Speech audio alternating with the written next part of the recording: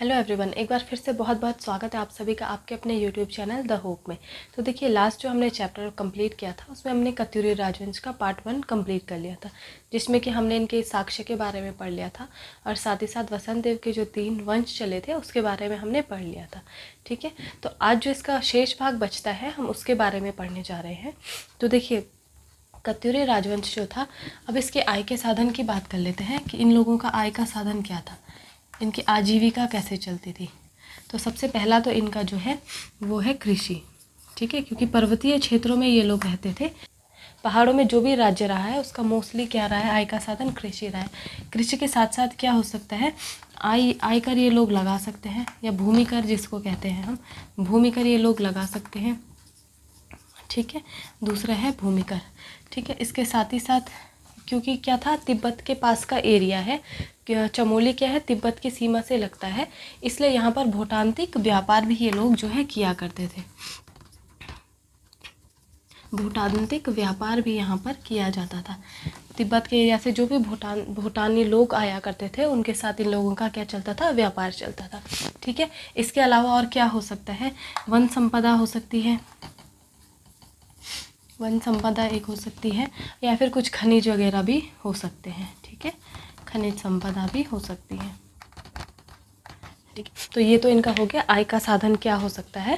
तो ये सब इनका आय का साधन हो सकता है। मुख्यतः कृषि होती थी और थोड़ा बहुत भौटान्तिक व्यापार भी ये लोग किया करते थे। ठीक, इसके साथ ही साथ जो इनकी भूमि होती थी, भूमि मापन के लिए इन लोगों ने क्या करा था, 2 प्रणाली अपनाई थी। भूमि मापन के लिए 2 प्रणाली इन लोगों ने जो है उस दौरान अपनाई थी, और उन प्रणालियों का नाम क्या था।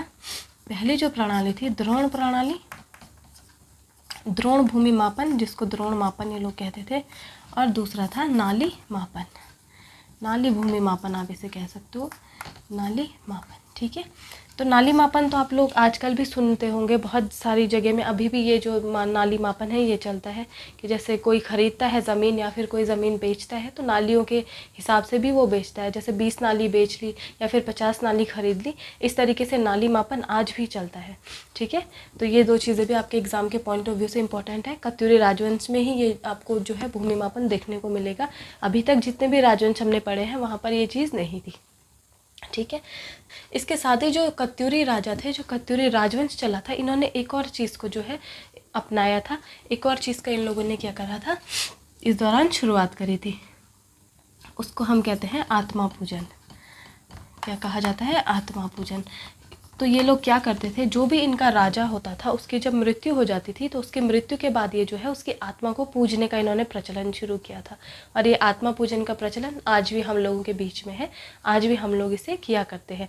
जैसे कि जब श्राद्ध आते हैं तो श्राद्ध में हम लोग अपने पूर्वजों की पूजा करते हैं, उसकी एक तिथि होती है, उस तिथि के दिन हम अपने पूर्वजों की जो है अच्छे से पूजा करते हैं, उन लोगों का खान पान जो है वो बनाते हैं। ठीक है, तो ये जो चली थी, ये आत्मा पूजन का जो टाइम चला था ये भी कत्यूरी राजवंश ने ही स्टार्ट करा था, इससे पहले ये चीज़ नहीं थी। ठीक है, इसके साथ ही साथ ये लोग क्या करते थे, मंदिर बहुत ज़्यादा इन्होंने बनाए थे, मूर्तियाँ इन्होंने बहुत ज़्यादा बनाई थी, तो इसलिए कत्यूरी राजवंश को स्थापत्य का स्वर्णकाल भी कहा जाता है।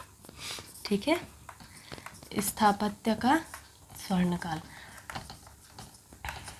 ये आपसे एग्ज़ाम में पूछा जा सकता है कि स्थापत्य का स्वर्णकाल कौन से राजवंश को कहा जाता है। तो आपको पता होना चाहिए कि कत्यूरी राजवंश, कार्तिकेय राजवंश जो है वो स्थापत्य का स्वर्णकाल था, क्योंकि ये लोग मंदिरों की और मूर्तियों को बहुत ज़्यादा इन लोगों ने जो है विस्तार किया था, बहुत ज़्यादा मंदिर और मूर्तियाँ इन्होंने बनाई थी।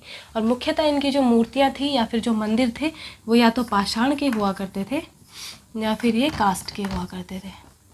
ठीक है, पाषाण जो आपका है ये पत्थर को कहा जाता है और कास्ट जो है लकड़ी को कहा जाता है। ठीक है, तो मोस्टली जो मूर्तियाँ इन्होंने बनाई थी वो या तो पत्थर की थी या फिर लकड़ी की थी। ठीक है, तो आप लोगों को पता होगा कि बागेश्वर, जागेश्वर, सोमेश्वर और वैजनाथ जो भी ये एरिया है, इनमें बहुत ज़्यादा शिव मंदिर की जो है मूर्तियाँ बनाई हुई हैं, शिव मंदिर जो है इनकी स्थापना की गई है। तो ये सारे जो शिव मंदिर बनाए गए हैं ये जो है कार्तिकेयपुर राजवंश ने ही बनाए हैं, इनके दौरान ही ये सारे जो है मंदिरों का विस्तार इन्होंने किया था। ठीक है, और जो मंदिर इन्होंने अपने बनाए थे वो 2 शैली से इन्होंने मंदिर निर्माण करा था। मंदिर निर्माण की इन्होंने 2 शैलियाँ अपनाई थी। पहली तो थी छत्रयुग छत्रयुक्त और दूसरी थी शिखरयुक्त। ठीक है, छत्रयुक्त का मतलब होता है जो रिंग टाइप की बनी होती है ना, उसको छत्रयुक्त कहते हैं। ठीक है, जो मंदिर के ऊपर रिंग टाइप का बना होगा उसको छत्रयुक्त कहते हैं। और शिखरयुक्त मतलब होता है जैसे कि पर्वत की चोटी होती है, शिखर टाइप की, कोन टाइप का एक बना होगा, उसको हम कहते हैं शिखरयुक्त। इस दो निर्माण इन्होंने जो है मंदिर शैली का निर्माण किया था। इस टाइप के जो मंदिर आपको जो भी अभी देखने को मिलते हैं वो सारे के सारे जो है कत्यूरी राजवंश के दौरान ही बनाए गए हैं। ठीक है, और जो भी पत्थर की मूर्ति बनी होती है वो आप लोगों ने बहुत सारे मंदिर हमारे जो आसपास है वहाँ पर आज भी हमें देखने को मिलती है, उसमें बहुत सुंदर कला करी गई है। तो वो सारी जो है कत्यूरी राजवंश ने की थी। यहाँ तक समझ में आ गया होगा। अब यहाँ पर आपको एक पॉइंट याद रखना है। ठीक है, अब एक इम्पॉर्टेंट फैक्ट मैं आपके एग्ज़ाम के पॉइंट ऑफ व्यू से आपको बताने जा रही हूँ। एक जो है हरगौरी की मूर्ति हुआ करती है, हरगौरी की मूर्ति।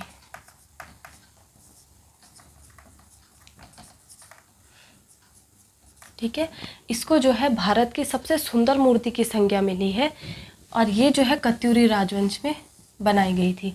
तो ये आपके एग्ज़ाम के पॉइंट ऑफ व्यू से बहुत इंपॉर्टेंट पॉइंट है, ये आपको पता होना चाहिए। ठीक है, और ये मूर्ति आपकी कहाँ पे मिलती है? काली मठ के पास में, काली मठ के पास ये मूर्ति पाई गई थी।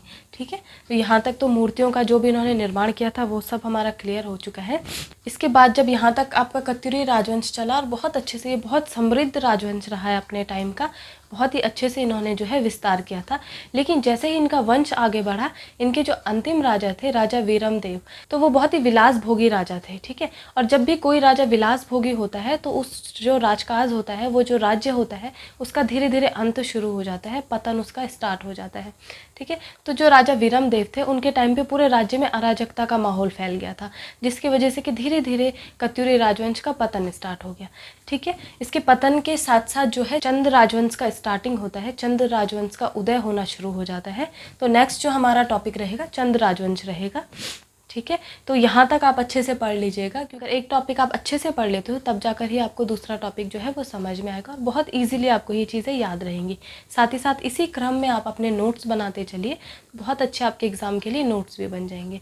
ठीक है, तो ये आज आपका समाप्त हो चुका है टॉपिक। उम्मीद करती हूँ यहाँ तक आपको समझ में आ गया होगा और इसका अच्छे से आप लोग रिवीजन कर लीजिएगा, ताकि आगे जो चंद राजवंश मैं शुरू करूँगी वहाँ से आपको समझने में किसी भी प्रकार की कोई दिक्कत ना हो। तो मिलते हैं अगली क्लास में। धन्यवाद।